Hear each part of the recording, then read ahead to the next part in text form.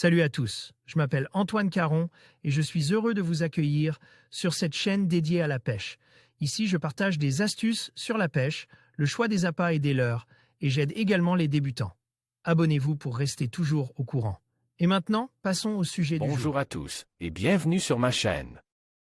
Aujourd'hui, je vais aborder un sujet fascinant qui marque un tournant dans le monde de la pêche, pour la première fois, l'aquaculture. Dépasse la pêche traditionnelle en termes de production mondiale. Dans cette vidéo, nous allons explorer les raisons derrière cette évolution, les avantages et les défis de l'aquaculture, ainsi que son impact sur l'environnement et l'économie. Restez avec moi pour découvrir comment cette industrie en pleine expansion façonnait notre avenir alimentaire. Un niveau record: la pisciculture, la conchiliculture et l'algoculture représentent 51% du total mondial et fournissent 57% des produits animaux aquatiques utilisés pour la consommation humaine dans le monde, selon ce rapport sur la situation mondiale des pêches et de l'aquaculture. Alors que la production des pêches de capture est restée pratiquement inchangée depuis des décennies, l'aquaculture a augmenté de 6,6% depuis 2020, note le directeur général de la FAO Kedong Ju.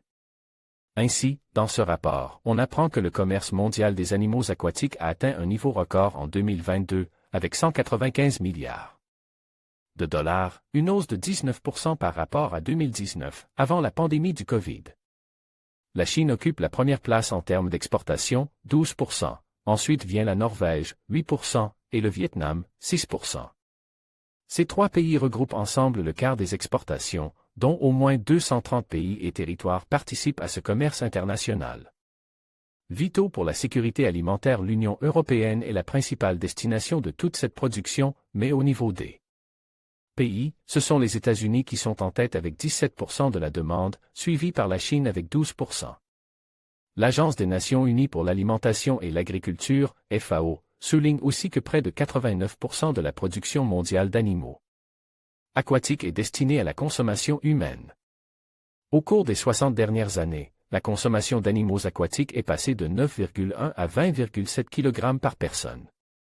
C'est près de 15% de l'approvisionnement mondial en protéines animales qui proviennent d'animaux aquatiques, une proportion qui peut atteindre plus de 50% dans certains pays d'Asie et d'Afrique.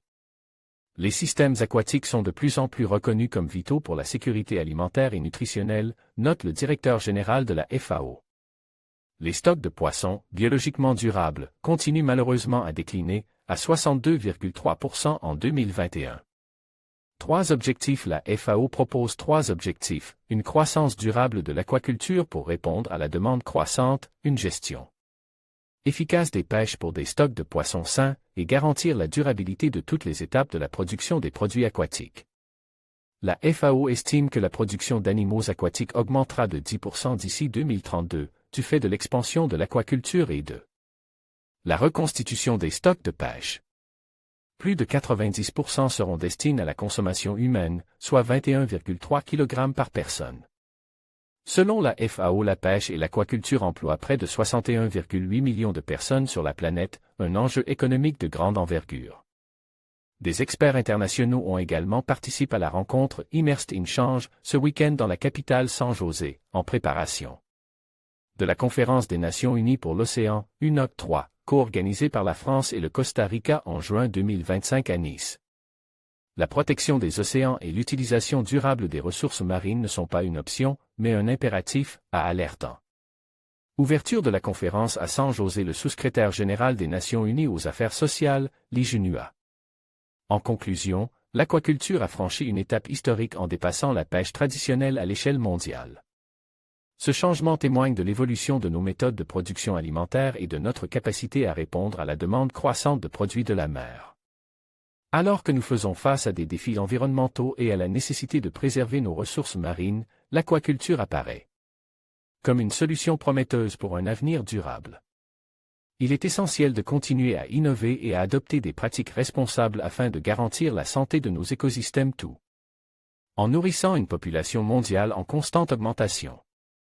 Merci de nous avoir suivis dans cette exploration de l'aquaculture et de son impact sur notre monde.